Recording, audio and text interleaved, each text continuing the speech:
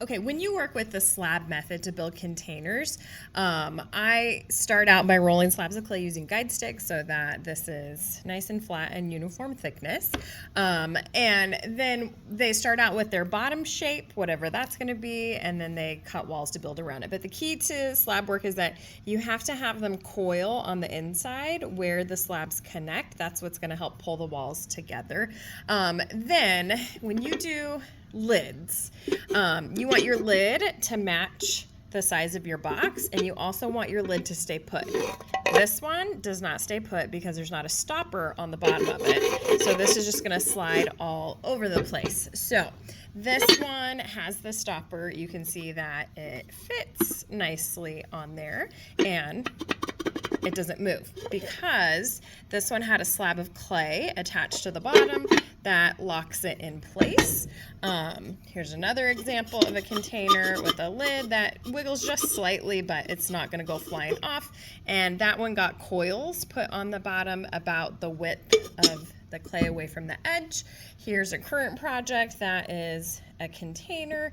You can see the lid fits nice on that, and they have a stopper underneath that locks it in place so that it doesn't slide around. So I teach my students that in order to get your lid to fit your container, you always have to flip the container over, set it on the slab, and then I have them trace it just with an ink pen.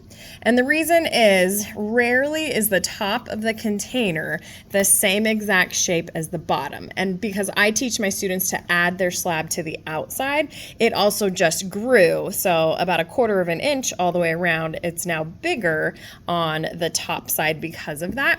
So then they use their fettling knives to finish cutting through this. But because you turned your box over, technically you would need to flip this clay piece over.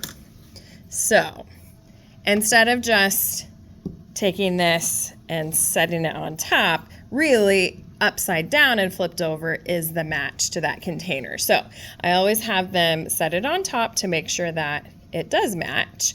Then we have to get those stoppers on there. So the clay is about the width of a finger. So what I can have them do, or I'll just show them. So I draw with an ink pen about a width of a finger away from the edge, which really I should just be demoing this on the actual lid. So this is the lid. It didn't get a stopper put on, so I'm going to add that stopper for that student because I forgot to have them do it.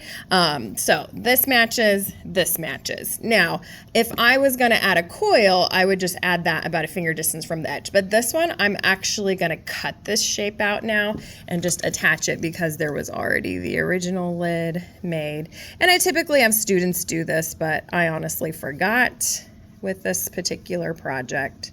So I always check these things before I let them turn bone dry so that I can add them if needed, which this one did need it.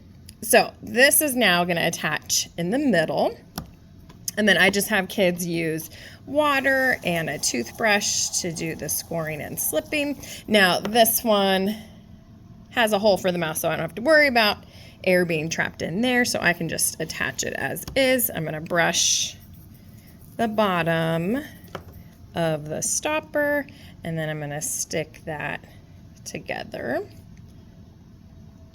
And then I always want to test that this is still going to match and fit.